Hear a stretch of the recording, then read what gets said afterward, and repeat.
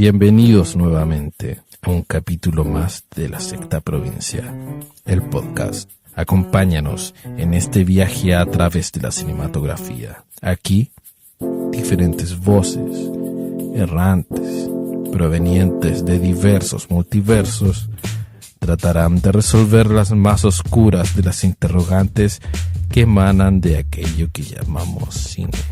Acomódate, respira hondo y comencemos. Bienvenidos a este nuevo capítulo de La Sexta Provincia Podcast. Hoy vamos a hablar de La Mujer sin Cabeza de Lucrecia Martel. Me tocó a mí elegirla y elegí esta película primero porque Lucrecia Martel es uno de mis directores preferidos. Digo directores porque no porque sea mujer, sino, yo no soy fan ni apoyo mucha esa diferencia entre el cine mujeres y cine hombres. Creo que las mujeres somos directoras igual que los hombres y tenemos nuestro estilo, y creo que ella tiene una visión muy particular de las cosas. Creo que retrata la realidad de una forma que a mí me interpela muchísimo. Para los que nos están escuchando, La Mujer sin Cabeza es la historia de una mujer que atropella a un cabro chico, pobre, en la ruta. Ella es de la clase alta del Salta, del norte de Argentina, y medio que todo su círculo hace todo lo posible para encubrirla y que todo pase lo más piola posible.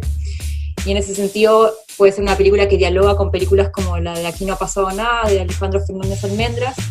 Pero lo que a mí me gusta de Lucrecia Martel es que todas sus películas, si bien son dramas o tienen crítica social, para mí es como ver películas de terror, y eso tiene que ver con el tono de representación que ella elige para sus películas. Ella es fanática del cine de terror, sobre todo independiente, y particularmente no veía esta película desde el 2009, que es cuando se estrenó en cine, y también fue grato volver a verla ahora.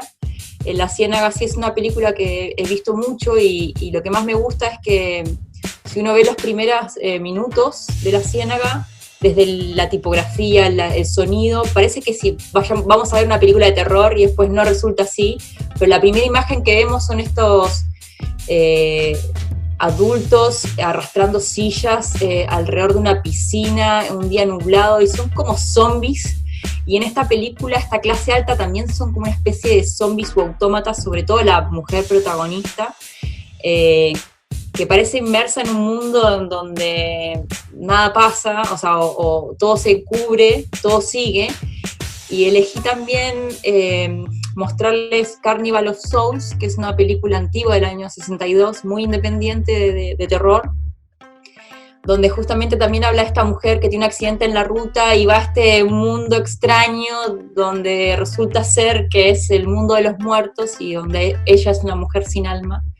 Y creo que esta película habla de esta mujer que para mí no tiene alma, porque claramente todo lo que hace parecía no afectarle de mayor manera, y ahí abro la palabra para ver qué les pareció o qué tienen para comentar. Yo agradezco la oportunidad de ver otra vez a Lucrecia Martel. Yo no soy una consumidora necesariamente de cine de mujer o de hombre, comparto en eso contigo, Flo, pero sin embargo, últimamente siento que tengo que dedicar más parte de mi tiempo a ver cine hecho por mujeres por una cosa reivindicatoria, no porque sea una preferencia. Porque además yo creo que en mi cuerpo y en mi vida he tenido mucho más cine dirigido por hombres que por mujeres, entonces tengo que tratar de llegar a un equilibrio. Me pasa con ella, que yo también había visto La Ciénaga y vi también Sama, y no sé quién fue el que compartió una página donde habían varias películas de ella. Bueno, me costó mucho descargarlas, pero las descargué y es un placer disfrutar con ella en los tiempos que ella se toma. Para muchas personas, y no es algo que limite el ver su cine, pueden ser lentas.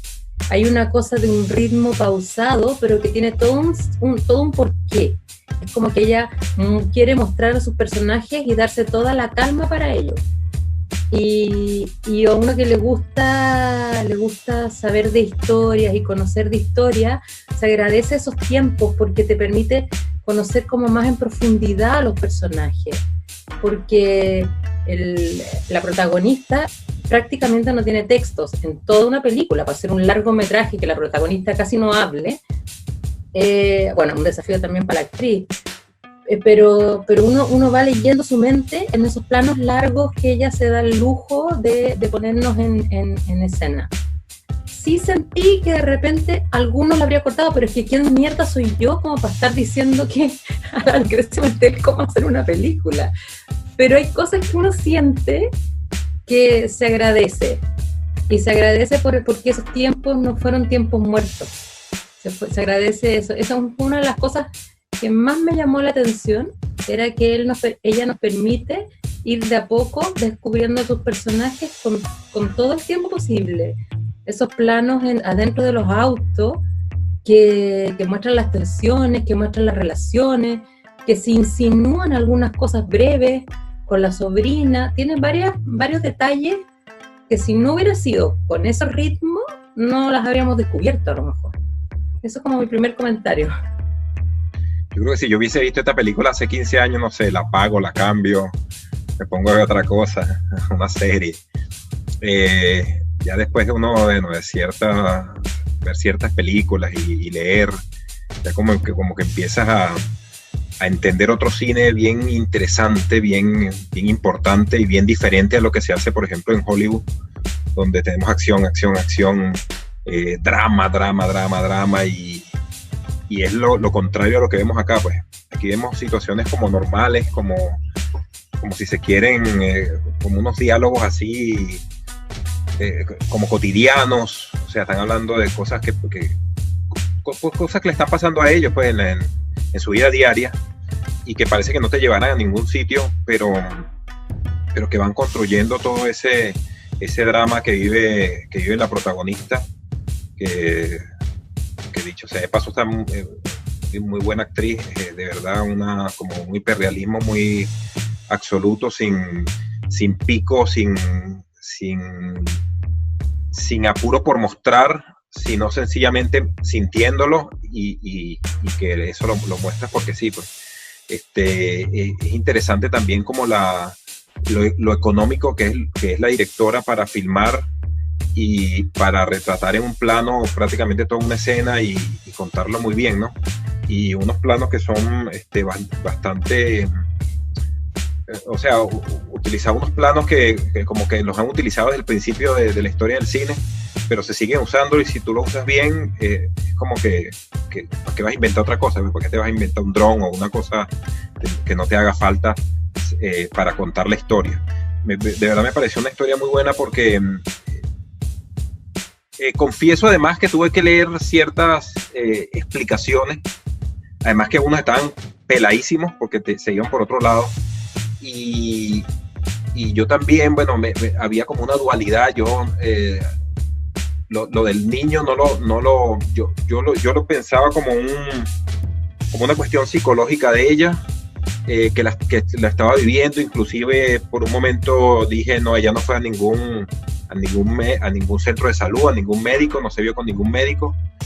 Todo eso le estaba pasando en su mente. Ella tampoco fue infiel, le estaba pasando en su mente, igual que la relación está con la sobrina, que es una cuestión que de paso en el guión se toca, no se cierra.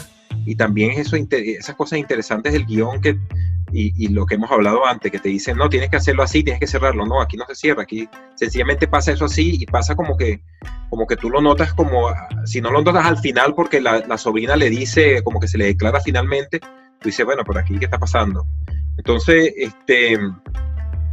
todo eso, después leí ciertos comentarios, y ahorita como lo acaba de definir Florencia,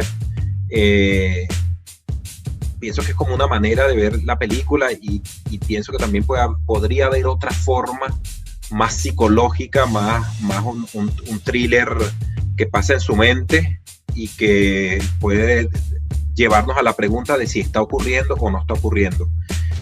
Porque la historia del perro, la historia del niño no está muy claro, al final no lo develan. Pues ella, si bien al final dice No, el niño, o sea, como exculpándose, el niño dijeron que ya se había ahogado, pues no fue que lo atropellaron, sino que se ahogó. Sí, después vi esta explicación, por cierto, como un youtuber colombiano que hacía una muy buena explicación. Vi una que era malísima de una señora, que yo no sé qué entendió ella, pero por cierto, Argentina también, y no sé si era por aquello de que uno como que critica mucho el cine propio, pero era malísimo su síntesis, su manera de ver la película. Pero bueno, de verdad que me pareció una historia bastante interesante por aquello que ahorita no recuerdo quién lo decía, pero de que uno también tiene que hacerse su propia película.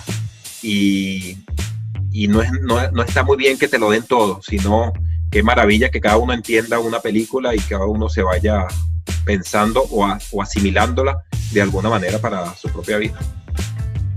Sí, tomando lo que dice Argeni, encuentro que es muy coherente este tipo de cine de alguna manera, que como si bien igual es una gran producción, pero se contrapone a esta forma, como decías tú, más hollywoodense, que al final son películas que todo termina cuajando, al final como que todo cierra, ¿no? Y creo que estas películas terminan a que no es necesario consumir todo cuando hay una película, como sacar este concepto de como un bien de consumo, ¿no? Como yo consumí todo, sé todo lo que pasó, entendí todo, tengo claro el discurso y todo me cerró. Aquí no, pues deja mucho más abierto como esta relación con la chica, y también es interesante como esta lectura como que no está clara, la atropelló, no atropelló, pasó, no pasó, y al final eso yo creo que es mucho más rico porque se van jugando mucho más interpretaciones también. Incluso esta situación de la chica con la sobrina, que también uno puede imaginar todo un mundo detrás de esa relación, pero más allá no se sabe. Y creo que es muy coherente también con la forma de que está filmado todo, ¿no? Como a mí es casi un contrasentido ocupar como el formato anamórfico que utiliza y hacer planos que nunca están abiertos. O sea, tú siempre estás apaisado, pero puta, nunca veis nada, nunca veis un plano casi general, y eso también creo que está muy de la mano con la angustia que genera, ¿no? Como eso de no saber. Y creo que funciona súper bien. O también, y cómo trabaja también el diseño sonoro, que creo que es uno de los grandes fuertes de José Martel. Bueno, y todo su equipo. Guido Berenblum, claro, que también de repente te hablan, oye, en una escena, ese cuadro era como el que teníamos cuando chico, no sé, o lo tenía no sé quién, nunca muestran el cuadro, siempre son conversaciones que están como por debajo, que no se muestra qué dicen, entonces también hace un enrarecimiento general de todo lo que sucede, porque también está muy de la mano como con esta protagonista que está encerrada en sí mismo, que solo sigue este conducto de su clase social y que en verdad no tiene mayor decisión.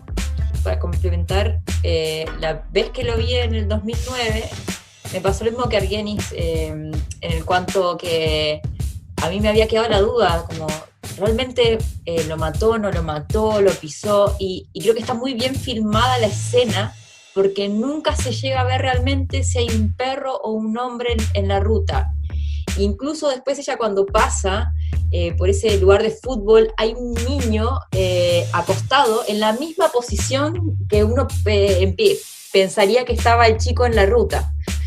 Entonces como que hay muchas sugerencias, pero nunca aclara nada. Es decir, ¿está todo en la cabeza o realmente fueron los familiares y borraron todos los datos para que no pasara nada? Porque se la adelantaron. Entonces como que esta vez me vi mucho más como esa cosa concreta de la clase social encubriendo cosas, y la vez anterior me había quedado más esa sensación de si realmente se lo estaba imaginando o no, y eso creo que tiene que ver con las múltiples lecturas que no están cerradas en la película. Y para complementar lo de la sobrina, el amante es el primo. Y en ese caso también es muy Woody, como el ambiente, ¿no? Como muy familiar, que es raro, ¿no? Como esas relaciones. El Andrés quería decir algo. Sí, voy a complementar lo que que se estaba imaginando de que si de verdad atropelló a la persona o no, no estamos 100% seguros. Como me hizo la historia de Edgar Allan Poe, El corazón delator, que en esa historia es de un tipo que yo sé más o menos de qué se trata, un tipo que mata a otra persona y la enterra debajo de los pisos de su casa, pero avanza la historia como que escucha los latidos del corazón de esa persona que, o sea, no se sabe si esa persona sigue viva, si de verdad sigue como con la culpa ya no lo soporta, lleva a volverse loco. Yo creo que aquí se aplica lo mismo, que verdad atropelló a esa persona o no, y como lo están encubriendo, como que ella queda como confundida, así, esa lectura, no sé si no sé cómo entiende mi idea, ¿no? Sí. Yo iba a volver un poco atrás con lo que decía la Fran y los tiempos. A mí me pasó con eso que lo volvía como súper incómodo todo, y creo que lo enlaza con esta idea de la duda que hablamos con nosotros, porque claro, era como súper incómodo el cómo actuaban. Yo todo el rato decía, ¿por qué nadie le pregunta qué le pasa? Como que actuaba ya muy raro todo el rato. Y lo otro que me gustó fue el arte de la película, el cómo usaba el color. Había veces en que no recuerdo si era en su casa o en este hotel, que se ve como la cortina muy amarilla, o la cocina con esas baldosas súper celestes. Como que encuentro que ahí había un trabajo bien importante, y como que siento que es como digno de análisis para cachar qué está pasando en esa escena y por qué está ese color, así como de observar bien eso, porque creo que se dieron un trabajo importante en ese sentido. Y además de los planos en que cada vez que iban como quitando más aire y más aire y más aire, como que era súper interesante. No quiero irme en contra del grupo, pero a mí lo que me pasa es mucho, porque a mí me gusta, a mí lo que me gusta es contar historias, narrar historia, contar cuentos. Por algo estudié periodismo, por algo me gusta el tema del guión, por algo me gusta, escribir. Entonces, siento que tampoco me gusta hablar un poco de, también yo caigo en lo mismo de hablar de cine hollywoodense versus otros cines, porque, claro, yo creo que más que un cine hollywoodense es una forma de contar historias, que es una forma tradicional de contar historias.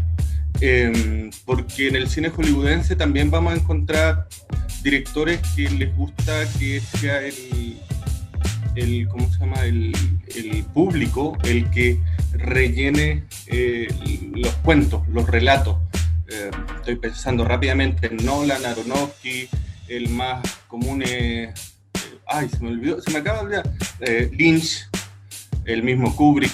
Vamos a tener muchos directores que juegan con eso y juegan bien. Pero lo que sí lo que me pasó con esta historia es que muestra muy bien cómo podemos hacer algo a partir de una anécdota. No creo que haya una historia propiamente tal, creo que sí es una anécdota. Creo que sí, y tal como dijo, no me acuerdo si esto lo presentamos en un taller, este guión lo hubiésemos presentado en un taller, se hubiesen dicho, no, está mal, porque aquí claramente faltan cosas, no está completo este cuento. Hay una anécdota, pero en los talleres te van a decir, hay que aclarar qué es lo que pasó, te van a decir, hay que aclarar si hay un desarrollo dramático del personaje. Creo que ahí está lo valiente de la directora, porque hacer eso, irse en contra de la forma tradicional de contar historias, de narrar historias, solo lo puedes hacer si te haces bien lo demás. Porque estoy pensando, y estaba justamente pensando en lo que ocurrió el viernes en la charla de los AUH, que hubo un movimiento en Chile también, que en los 80, 90, que era no contar historias, que no importaba el guión, ya daba lo mismo, pero guateaba en todo lo otro.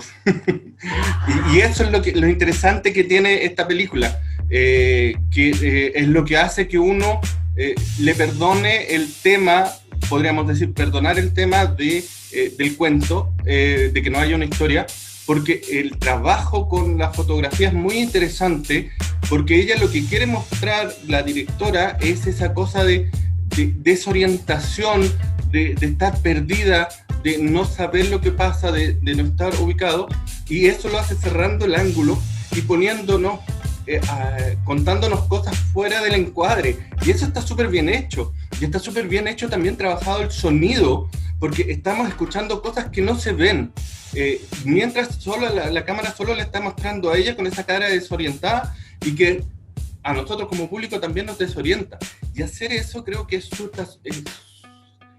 lo hace súper bien, no cualquiera lo puede hacer, a eso es lo que voy. Hay que trabajar súper bien lo demás, porque realmente también el tema del encuadre está súper interesante, porque yo me acuerdo en esa escena en la piscina en que está la prima en la piscina conversando con ella de cualquier cosa, que da lo mismo lo que converse, pero atrás de ella, incluso en desenfocado, están ocurriendo cosas, y estaba hablando el primo con el esposo de la protagonista, y nosotros como como público, como espectadores, no estamos paseando. Entonces creo que en ese sentido, claro, yo terminé la película diciendo, bueno, ¿qué es lo que vi? Pero está tan bien hecho que cuando un humorista tiene que explicar el chiste, es porque el chiste es fome. Entonces, si nosotros tenemos que salir a buscar y entender una película y leer o ver, porque yo tuve que leer también sobre la película, y tuve que ver videos que me explicaran la película, es porque algo no resultó en la película. Me gustan esas películas en que no te explican y mi explicación me queda es la mía, y a la larga puedo leer un comentario y decir, sí, qué rico que entendiste esto, pero yo entendí otra cosa, qué rico que tú entendiste aquello y yo entendí otra cosa. Pero si tú tienes que pedir que te expliquen el chiste, me parece que el chiste está malo. Está bien contado y súper bien. Me encanta el cine experimental, ojo, me encanta el cine experimental, pero no cualquiera puede hacer cine experimental. Me gustan mucho las cosas que hace Godard ahora. Soy fanático de las últimas películas de Godard, pero ojo, que hay que saber hacerlo. Y yo no estoy criticando a la película en ese sentido, estoy diciendo, ojo, tomó un riesgo, lo supo, que se compensa con todo el manejo de lo otro que hace, porque en Chile ocurría, sin dar nombre, que habían directores que trataban de hacer eso, de no tener guión, pero tenían mala fotografía, mala actuación, mal audio, mal de todo. Eso. Y mala edición, que era lo más horrible. Para mí, esta película no es que no tenga un guión, yo creo que sí tiene harto guión, porque al contrario, creo que cada escena está muy bien pensada y nada está dejado al azar, está todo ultra mega planificado y están los elementos para que sea una lectura. Quizás requiere verla una segunda vez, pero creo que si uno lo mira con atención, y eso es a la diferencia, ¿no? Como a diferencia de otro tipo de cine que uno puede ver y consumir, este tipo de cine como que te demanda atención para leer lo que está sucediendo. O sea, las lecturas posibles se dan a partir de que hay indicios. O sea, ella se cambia el color de pelo, por algo se lo cambia. Por algo no se va cuando le piden su nombre en el hospital, no da su nombre y se va antes. Y la secretaria la reconoce y su marido, que trabaja igual primo, va a sacar la ficha. Al final terminan en la fiesta. Bueno, como que hay un montón de datos concretos y, bueno, esto no es cine experimental, claramente, no es distinta la categoría, pero el riesgo es armar películas. Creo que, bueno, cada uno tiene que hacer la película que quiere y que siente. Creo que está súper bien orquestado como los detalles, ¿no? Para mí, como la crítica social también es, ella se siente con culpa y lo único que puede hacer es darle ropa usada, que es lo que hace la clase alta católica, es limpio mis culpas entregando un poco caridad de lo que me sobra, ni siquiera es algo que me cuesta dar. Y eso me parece que retrata muy bien un tipo de sociedad, o sea, que yo conozco bien porque crecí en ese mundo, en otra ciudad, pero es lo que me tocó vivir. Entonces, como llama al chico como para darle algo, porque sabe que es el familiar del que se ahogó, el que mató, y con eso listo, cumplió. Y también la mamá diciéndole a la niña todo el tiempo, no te juntes con esta chusma, no escuches esa música que es de rotos, como que también se contrapone la música que escucha la clase alta y la cumbia que escucha la clase baja. Entonces hay un montón de datos que construyen, o sea, nada está dejado al azar, están elegidos por algún motivo. Incluso esta clase como baja, los pobres, son esos fantasmas, es lo que no quieren ver. Cuando está hablando con la mamá, que están viendo el video del matrimonio y demás, ella dice, estos son fantasmas. Y justo cuando dice estos son fantasmas, pasa el niñito, que es el hijo de la criada.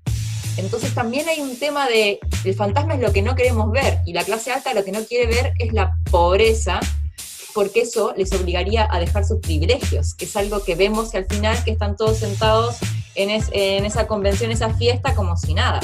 Y por eso digo que la relación con Carnival of Souls es súper pertinente, porque en la película, que es del cine independiente norteamericano, se hizo con muy bajo presupuesto, obviamente no tuvo éxito, no volvió a dirigir nunca más ese director, y después fue rescatado como una película de culto, referencia para no solo Lucrecia Martel, sino David Lynch o Romero y demás.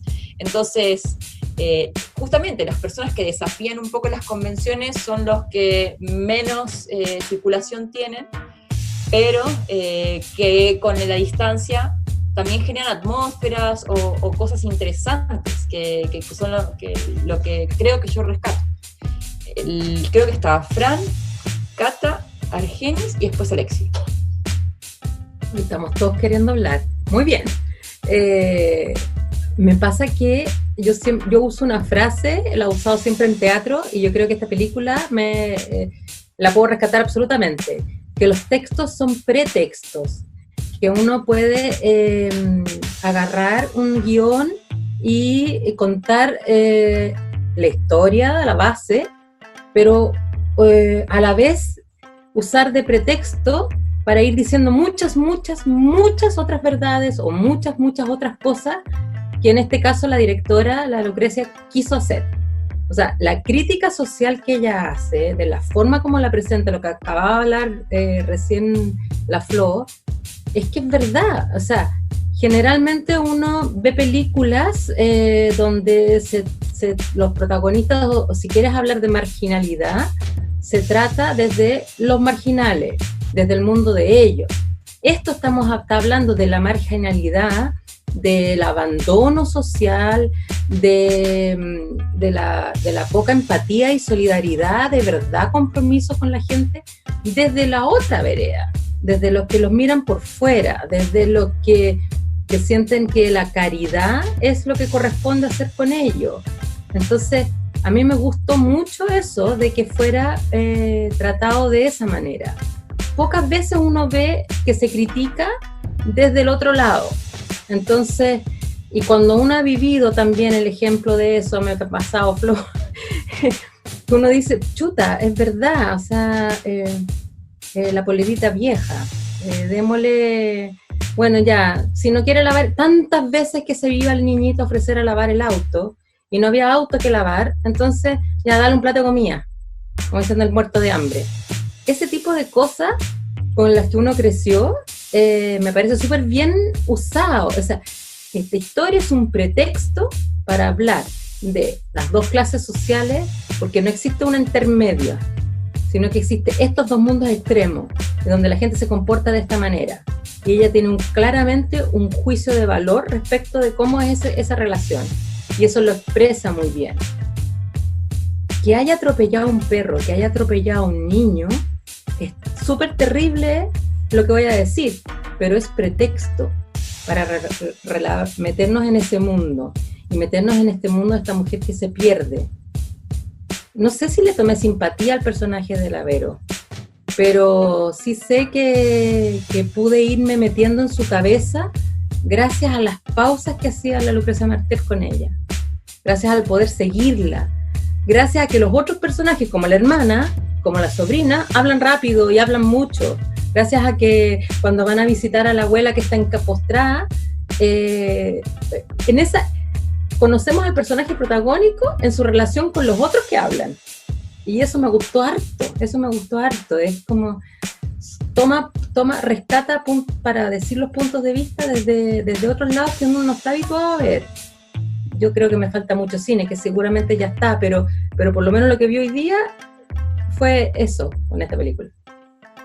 Bueno, lo que quería conversar era, a propósito, recordé, hay una canción de la música criolla venezolana que se llama así como La Viuda Millonaria, y es el cuento de una señora ya mayor que consigue un novio, un pololo muy joven, y es un muchachito y 18 o 20 años, y ella lo enseña hasta enseñándolo a manejar un auto.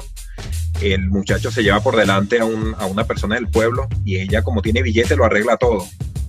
Y el muerto, bueno, lo entierran, pero el muchacho no paga nada, ¿no? Entonces, más o menos la historia un poco latinoamericana, no sé si en otros países sucederá igual, pero un poco latinoamericana, de cómo el dinero, la clase social puede incidir directamente en el nivel de culpabilidad que pueda tener una persona y lo que esta persona pueda pagar a la sociedad. Es un poco más o menos la historia que nos cuentan por acá. Iba a hablar un poco de cómo maneja el personaje la culpa que tiene. Creo que está muy bien construido porque siempre la vemos, claro, en este estado que cae desde el mismo momento que ocurre el accidente. Ya vemos cómo cambia la forma de su rostro, y entra como en este estado de perdido, de automatismo, que es precisamente por lo que acaba de ocurrir, que ella muy bien lo sabe.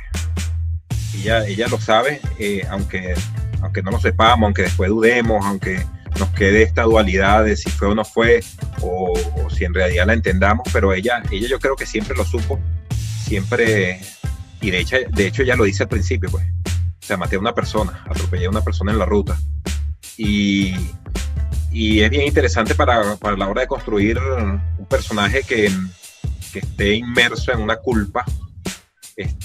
La forma como lo hizo la directora y como lo hace la actriz. Esa cuestión, otra cosa que me pareció bastante interesante es como el personaje también se convierte como en una persona deseada por todo el mundo, porque pasa con lo del primo, pasa con la sobrina, lo del hermano también como que le cae a beso de una forma muy rara. Entonces no sé qué quiso decir la directora con eso, porque ella también se convierte en esta especie de objeto del deseo. Y otra cosa también bien interesante, que yo lo había visto por ejemplo, en Breaking Bad, cuando el personaje de Walter White va cambiando su personalidad. Hay una escena muy importante cuando él se quita la camisa y le queda como de un tono más fuerte, creo que es rojo, pero se la cambia y debajo de ella tiene otro rojo más fuerte, y allí está como diciéndole a su esposa en la serie en lo que en realidad se ha convertido, lo que se va convirtiendo, y que aquí lo vemos por ejemplo, con el cabello de ella amarillo y luego se lo cambia a negro, y también va diciendo un poco ese cambio del personaje.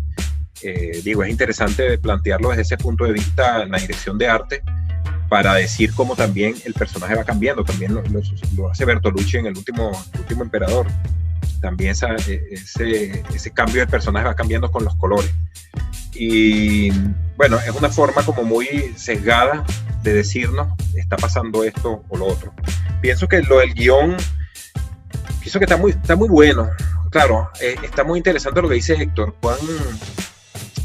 cuán correcto es que uno tenga que como que buscarle tanto para poderlo entender, o que tenga que verla 2 o 3 veces para poderlo entender, o que tenga que al final ver análisis. ¿Cuál correcto es esto? Porque el medio de las personas, o el medio de nosotros mismos, vemos la película una sola vez y después la volvemos a ver, bueno, si nos da chance, años posteriores. Pero entonces, ¿cuántas personas se habrán ido del cine diciendo qué película tan fome, qué esta película de qué me estaba diciendo? Y bueno, cuando la película es una maravilla. El guión, al principio, brincamos en la estructura, brincamos todo ese mundo cotidiano, eso prácticamente no vemos nada y vamos directamente al choque, el punto de giro importante en la historia, y ya hay gira. Entonces no vemos también como Lucrecia Martel se salta toda esta parte que en la mayoría de las películas son 10, 15 minutos, y que aquí se nos muestra ya directamente. Otra cosa que quería decir es la de la fotografía. Cuando choca, cuando ella se atropella a esta cosa, vemos unas manitos marcadas en el vidrio, y que con el polvero que levanta se marcan aún más, y bien interesante eso, porque entonces también como que nos dice, bueno, unas manitos de niño ahí, entonces como una perlita, como una cuestión que deja allí de que no fue un perrito sino un niñito. Yo creo que la peli tiene igual una historia clara con sus puntos de giro y todo, incluso, como por ejemplo, ella ya una vez se tiñe el pelo, se cambia cuando ya se da cuenta de que no va a ser pillada, cuando va a todos los lugares y ve que no está la ficha en el hospital y que todo se limpió, ahí en verdad nos damos cuenta que en verdad no era una culpa por lo que va a pasar, sino era porque puta, me van a pillar por haber hecho esto. Y ahí yo creo que también es como la claridad de qué es lo que le pasa a este personaje. Porque nunca fue o sea, tú atropellas a alguien, si tenía algo de empatía, vaya a tratar de ver cómo está, y después, no sé, pues después veis los problemas judiciales, pero ella no. Entonces al final yo creo que está bien clara como la narrativa, pero lo distinto de que esto me refería cuando dije que es película hollywoodense, que la historia no es la base de la película. O sea, yo no estoy basando como todo en cuanto a los puntos, que en cada escena tiene este punto dramático, sino que te estoy contando todo lo que te quiero contar al final con lo que está rodeando esa situación. Yo creo que eso también es algo que hay mucho cine que se desprende de la historia, en cuanto a que no es lo más importante, no es hacer una película o grabar imágenes y grabar sonido para contar esta narración, sino que a través de imágenes y sonido te cuento otras cosas aparte de la narración. Y creo que eso es lo interesante, y por eso el cine al final yo creo que es más que todo es una experiencia, que hay mucha variedad de experiencias y que algunas se basan más en la narración misma, y que es el cine que yo asocio con los hollywoodenses, porque independiente de que no se pueda estar incluso David Lynch o Kubrick, igual ellos al final los vacíos que dejan son a través de la narración, no están dejando los vacíos en cuanto a la puesta en escena, que es este caso que hace Lucrecia Martel. Y otra escena que también encontré que está muy bien y que ya ahí entendí la profundidad del personaje fue cuando ella se tiñe y la ve la hermana, creo que era. Sí. Ve la hermana y le dijo, qué valiente, qué osada. Y ella se desmorona porque al final, qué valentía teñirse el pelo, qué valiente que soy, me tiño el pelo. Y la valentía real hubiese sido, no, yo asumo lo que hice y voy, lo digo y veo cómo está el niño, o voy a la policía después, no sé. No. Al final una persona súper cobarde.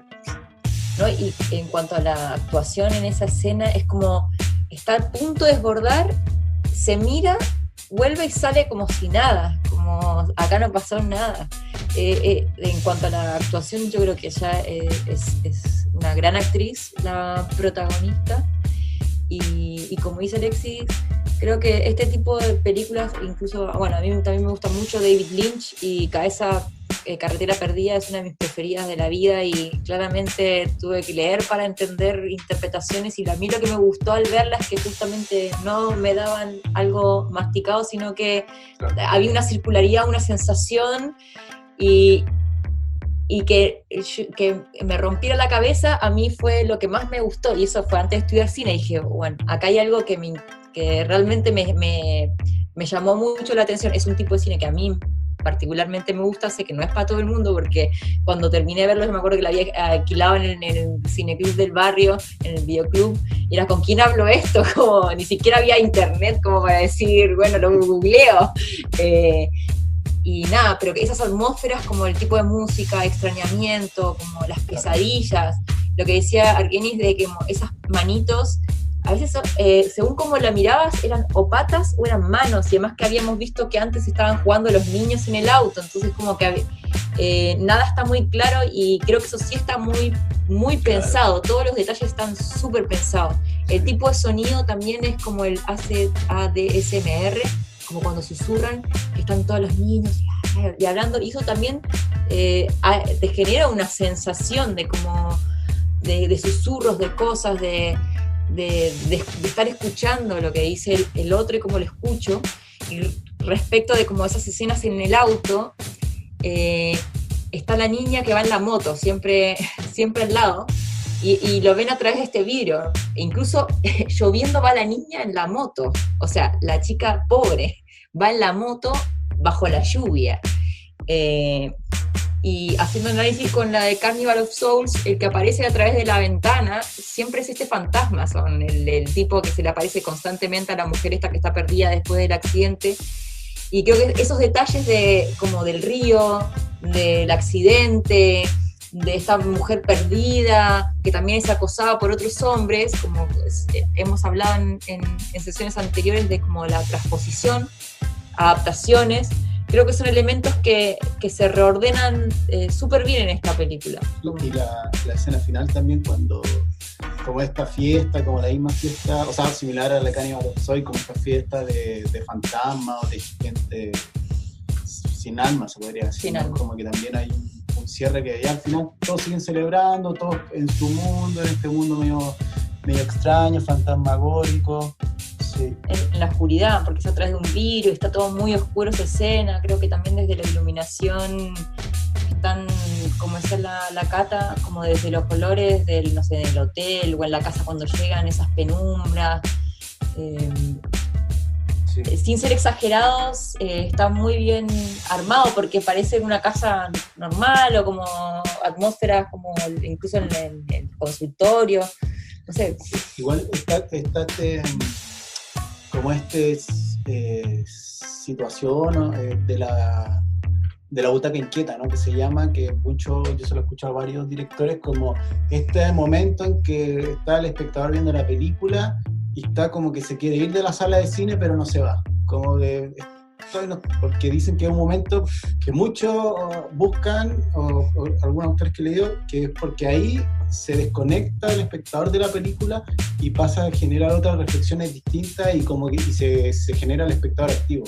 Y eso lo tiene para mí esta película y no sé, por otras películas de no sé, por Antonioni o Raúl Ruiz, no sé, que de hecho hace poco leí una entrevista a Raúl Ruiz que decía que alguien le comentaba, oye, fui a una película tuya al cine y se fue la mitad de los espectadores, solo la mitad decía, como que bueno, él ya tenía la trayectoria, era lo mismo, igual y podía hacer otra película después, pero como que al final eso, como buscar un espectador activo, sino como ir a ver una película con cierta disposición de querer ver algo nuevo, más allá de ya sabéis que no sé qué hacer, ya me echo a la cama y prendo la tele y veo una película que ya corre más fácil, ¿no? Claro.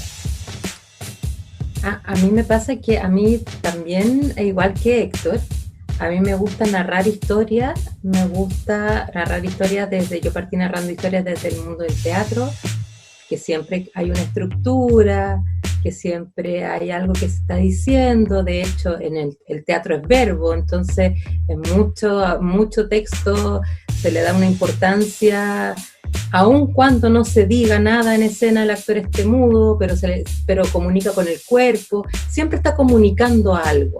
A mí me gusta mucho que se cuenten cosas, que se cuenten historias.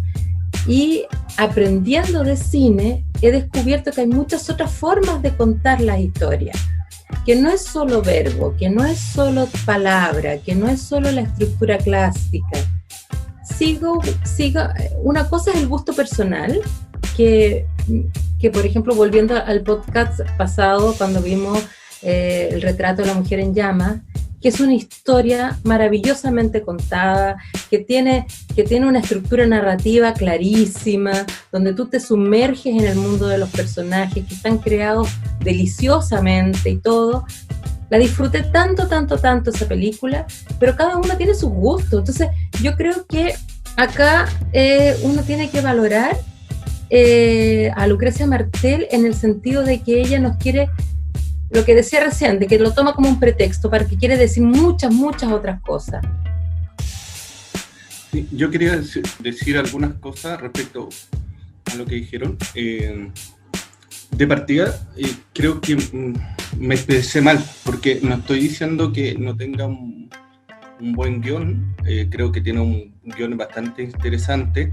Creo que es bastante interesante el desafío de no seguir una estructura clásica en el sentido de clásico de explicarlo todo, ¿eh?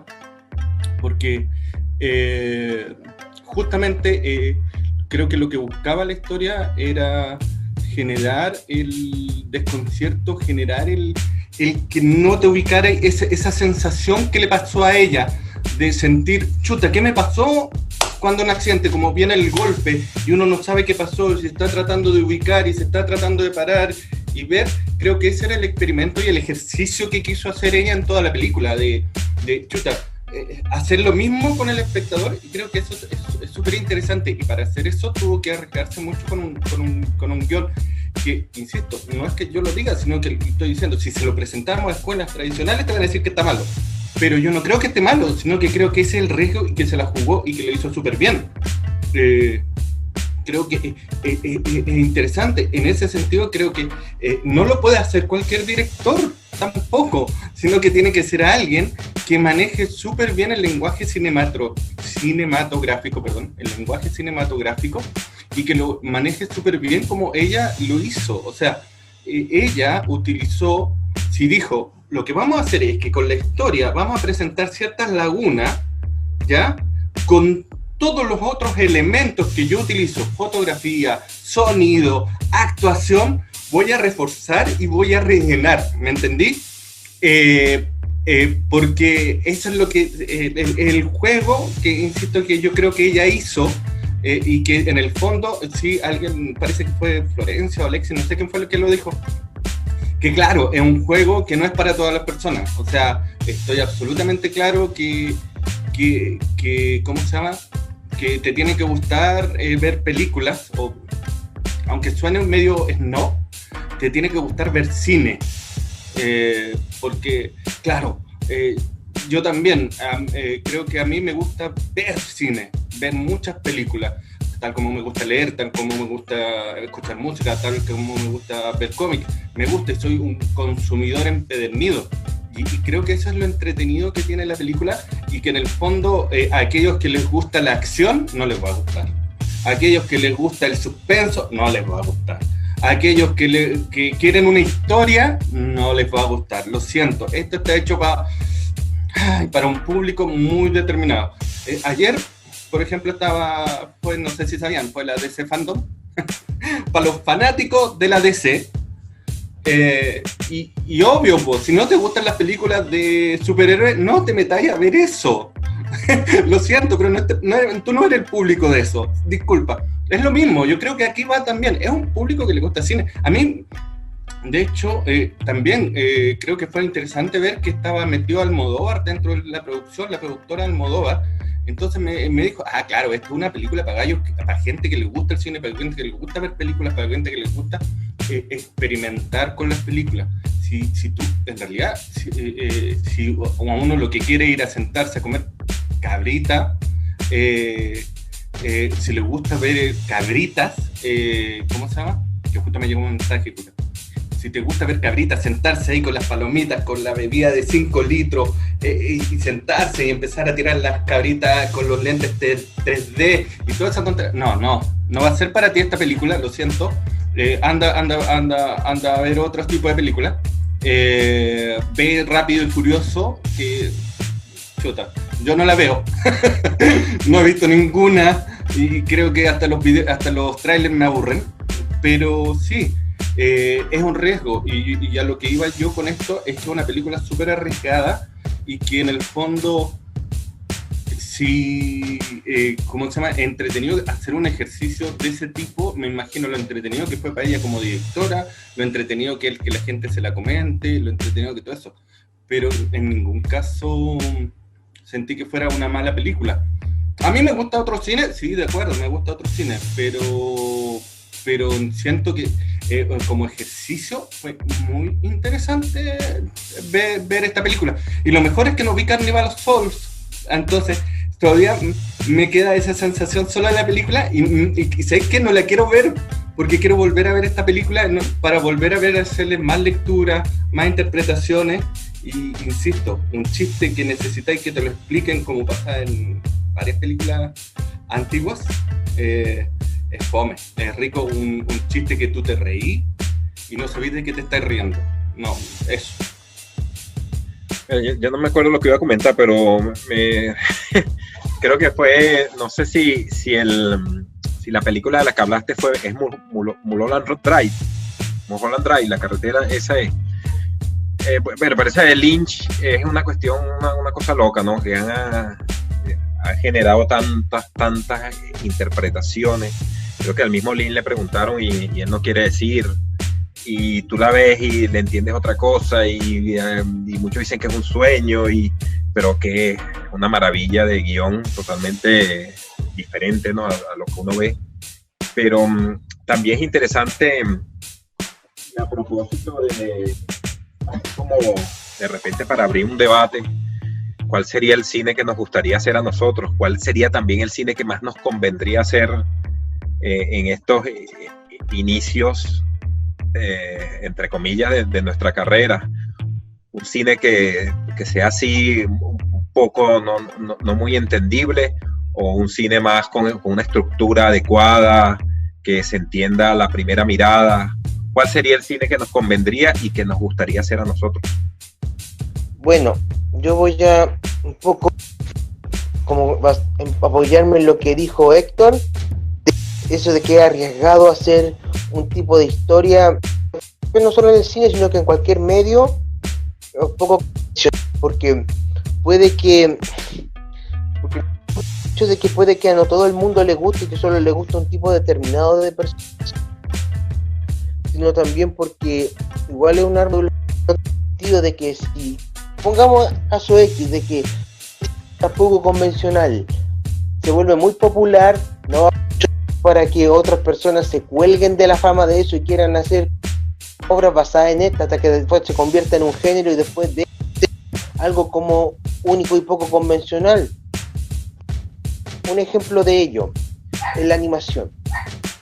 De los 30 todos querían colgarse de la popularidad haciendo dibujos adorables y musicales, y después todos querían usar el mismo humor loco, chiflado e irreverente de Looney Tunes, y también después de los 50 todos querían usar el estilo minimalista y upa, así sustantivamente. O sea, si logras hacer algo único y que esto logra ser, después no va a pasar mucho tiempo para que otros se cuelguen de esa fama y empiecen a pasar en ese estilo, y que pase de ser de algo único a un gestor de un género y deje de ser como especial. No sé si me hago entender. Quería decir que no sé si es una película que como que uno no entiende, porque siento que de principio a fin uno tiene claro lo que pasa, y encuentro súper choro que te diga como, no te quiero decir qué es lo que en verdad pasa, ¿cachai? Como que siento que no es muy difícil darse cuenta de eso. Creo que nosotros como que tenemos el instinto de querer saberlo todo. Y quería contar algo que digo yo con una amiga, un saludo ahí para Cami, que nos reímos mucho de Lynch porque a ninguna nos gusta. Lo siento, Flo. Y siempre decimos que nos imaginamos a Lynch como en una torre de dinero, así como abanicándose y riéndose de la gente que lo admira mucho. Porque es un poco eso, como yo, con lo que decía Argenia en delante de que él no contestaba, como que no sé ni siquiera si él entenderá bien como sus mensajes ocultos o qué sé yo. Y para la pregunta que tiró la Argenia, yo creo que quiero hacer todo tipo de cine, creo que me gusta demasiado y como que me gustaría hacer terror, comedia, drama, todo lo posible, como que entre más mejor. No sé si podría irme por una línea solamente. Yo solo comentar antes de pasar a Héctor que a Lucrecia Martel le ofrecieron hacer una película de Black Widow de Marvel. Y al final como por diferencias no logró, pero como la llamaron para hacer una película de Marvel con Scarlett Johansson. Entonces igual, no menor, ¿no? Como este cine que ella critica, y por lo mismo, porque criticó un montón de cosas, al final no pudieron llegar a un acuerdo porque, para empezar, decían, no, vos no vas a dirigir las escenas de acción, esto, y fome igual. Nosotros en Latinoamérica creo que también como directores estamos acostumbrados a estar en todos los procesos, como que no estamos acostumbrados a esa de como estudios, te contratan para dirigir y no tenés injerencia en la obra. Nosotros acá estamos sí acostumbrados como más cine autoral. Y eso nos permite experimentar mucho más, es una libertad que yo creo que deberíamos, o sea, creo que valoramos mucho.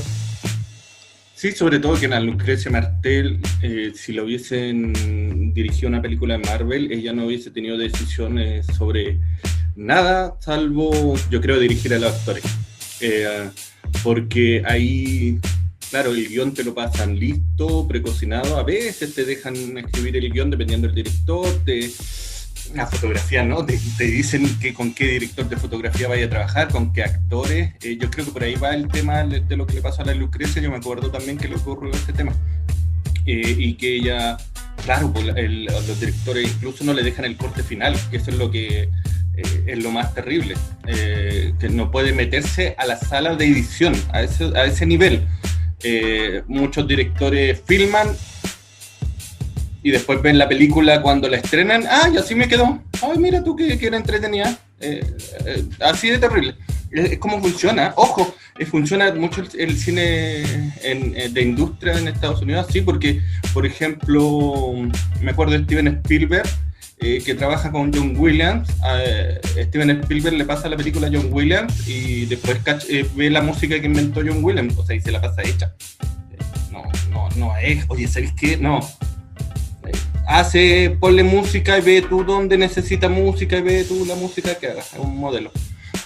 Así que ellos trabajan así. ¿Y por qué hago ese comentario? Porque también respecto a lo que dice Argenis, y la pregunta que planteaba Argenis, yo creo que aquí hay un tema y que tiene que ver con el tema del cine chileno, y que se lo escuché alguna vez a un director, pero no me puedo acordar quién, que era que en el fondo tú al hacer cine, o cuando hacías cine en Chile, no sabías si ibas a hacer otra película más en tu vida. Así de simple. Era la película que podías hacer en tu vida.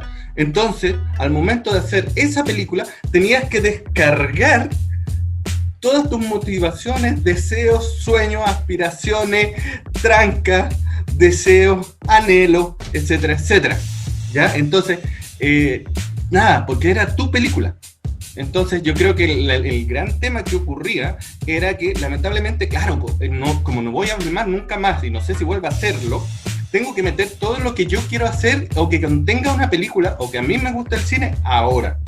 En el modelo de Estados Unidos, en el modelo en que en el fondo un director sabe que va a hacer esta película, pero a los 6 meses más, cuando termine de filmar, tiene que empezar a filmar otra, y el próximo año ya sabe las dos, o por ejemplo, lo divertido, por ejemplo, Matt Reeves, el director de Batman, sabían que en 2016 que iba a empezar a filmar Batman el 2020, ¿me entendí? O sea, y porque ya tenía para el 2017, 2018, 2019 las películas que iba a filmar, tú te puedes ir dando el gusto de que, mira, ahora quiero experimentar con la comedia, ahora quiero experimentar con esto, ahora quiero avanzar con esto. O sea, David Lynch, por ejemplo, para que llegara a Carretera Perdida, que es una película que todos creen que como que se acuerdan solamente de esa película, él tuvo que pasar por Cabeza Borradora, tuvo que pasar por El Hombre Elefante, tuvo que pasar por Duna, tuvo que pasar por Twin Peaks, tuvo que pasar por varias experiencias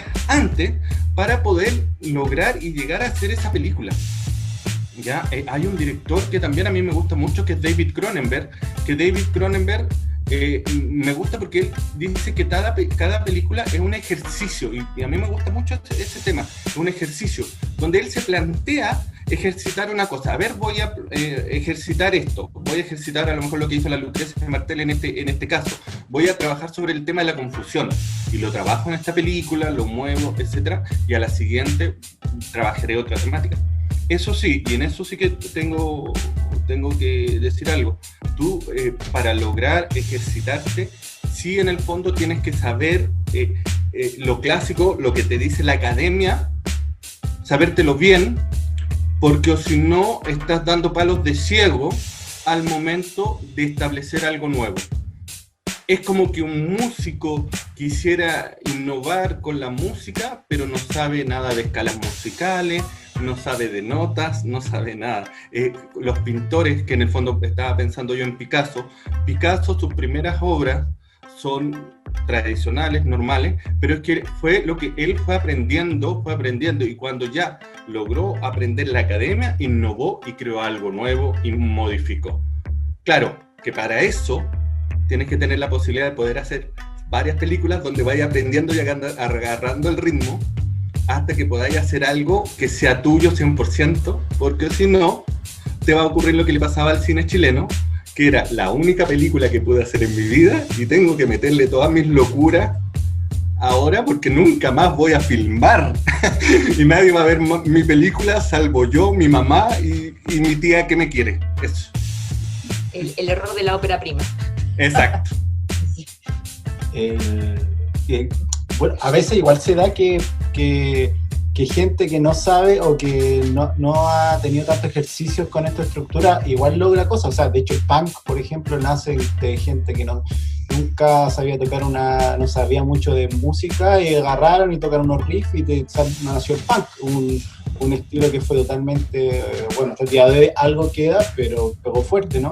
Pero ojo que eran musicólogos, escuchaban mucha música, iban mucho a escuchar música en vivo. Yo no estoy diciendo que a lo mejor tengan estudios formales, pero los tipos sabían de música y sabían qué era lo que querían innovar. No, a eso es lo que estoy diciendo, o sea, tú no te enfrentás a un ejercicio artístico Digo, el momento de crear, yo no creo que haya que pasar por todo el momento pero obviamente conocerlo. O lo mismo Jarmusch, ¿no? Que hizo Vocaciones Permanentes, la primera, y que estaba el director, creo que era Nicolás Rey, el que le decía como que el asesor, oye, pero a tu guión le falta, que no pasa nada, le falta más conflicto. Y el Jarmusch llegaba agarrado, les voy a sacar más cosas todavía, menos conflicto. Y al final, de hecho, casi lo reprueban. Y después, a los par de años después, van a Cannes con Extraño en el Paraíso. Entonces me parece que igual de repente, o sea, está bien, yo creo que hay que conocer, pero no necesariamente existe esto de tener que hacer películas con cierta estructura para conocerla. Pero sí, obviamente, conocer y ver y saber. Sí, como Tarantino, que no tiene estudios formales, pero Tarantino ve muchas películas, ve mucho cine. Ahora, también pues, hay una cosa de que también tenés que ser talentoso, y un Jarmusch, un Tarantino es raro también, pues, o sea, ve cuántos directores en Hollywood hay para que haya un Tarantino y un Jarmusch. Esa es otra cosa también, pues, ¿cachai? Y lo del punk, obviamente, eran gente que escuchaba mucha música y que el mismo, ¿cómo se llama? Sid Vicious, no sabía tocar bajo, pero no sabía nada de tocar bajo, pero tenía actitud. Y él sabía que lo que le faltaba a los músicos era actitud. Y él se paraba y era actitud. No tocaba nada, al final por eso lo echaron, ¿cachai? Pero sabía a dónde tenía que apuntar porque sabían mucho. Miraba. Bueno, creo que como el lugar de experimentación también son los cortos. Lucrecia Martel hizo su primer corto con el programa de historias breves, que es como el Inca, que es como sería acá el fondo de corto, y después hizo como también aprovechó varias instancias como fashion films o demás para experimentar como con los cuerpos, como cosas más diferentes. Bueno, como para ir cerrando también, reconozco cuando vi esta peli como que me había causado una extrañeza, como que sentí que estaba todo muy calculado, pero justamente ahora como escuchando también logra meterte en el punto de vista de esta mujer que tiene esta confusión después de un accidente, y creo que te sumerge en ese mundo, y también de poder reconocer, como creo que la cinefilia en la mayoría de los directores es parte de nuestra historia, como de revisar, ver mucho cine, y eso también te hace como elegir qué cosas querés probar. Para mí Cronenberg también es uno de mis directores preferidos, a mí como esas cosas más B de los inicios es algo que me gusta mucho, David Lynch también hizo una película como A Straight Story, que es una película de Disney, y donde demostró que puede contar tanto una historia de drama convencional como poder hacer una rareza como la última temporada de Twin Peaks, que si bien también esta doble cosa del director, ¿no? Como de decir que no quiere revelarlo, pero en realidad todo está muy pensado, de alguna forma psicológico. Además, hay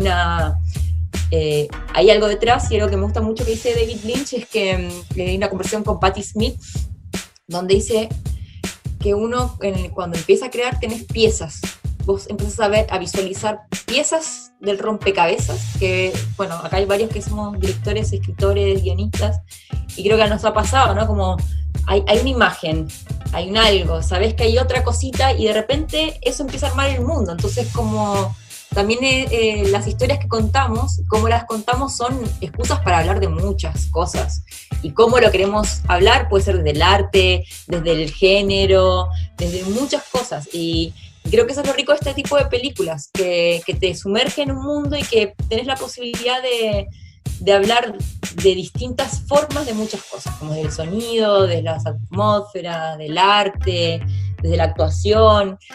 Y nada, si esto también no es un cine para todo, también a veces creo que falta como formación de audiencia, de como ver otras películas, como incluso en el ciclo Yo no vi nada, hay películas más raras o cortos distintos, y también está bueno que se vean y que la gente pueda evaluar qué experiencias te dan.